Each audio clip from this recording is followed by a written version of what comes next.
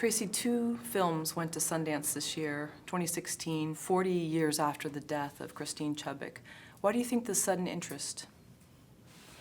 It's a good question. We were as surprised by that other Christine film as I think they were surprised by us. But in a way, it was kind of a beautiful surprise because it showed us that there was a reason that this had bubbled to the surface again after 40 years. And I think clearly some of it has to do with the intersection of news and entertainment and what that's meant in this country in particular, the way we've seen that manifested now in every aspect of life, particularly in the political season we're in right now. And that's pretty scary stuff.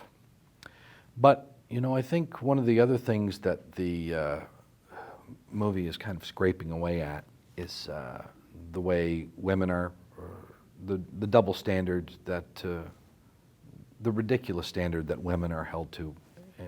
And it's made manifest in this movie as we see her struggling in the workplace and that she's clearly held to a different standard than the other people that she's working with.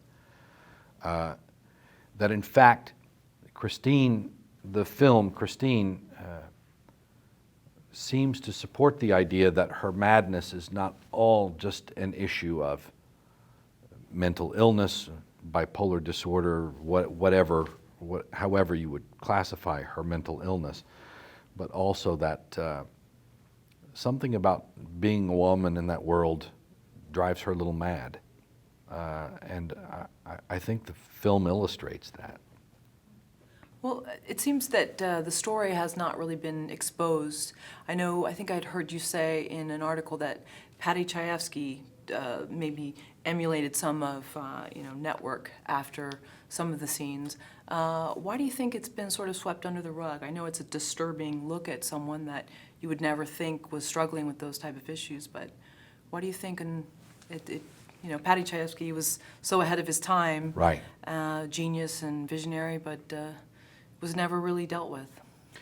Yeah, I don't know. I think that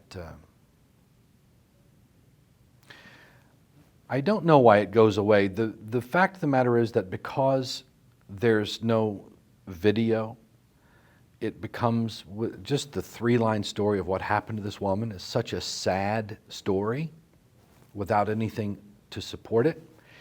If there were video of the event, it would live on in a kind of gruesome replay of this woman's very sad and violent act.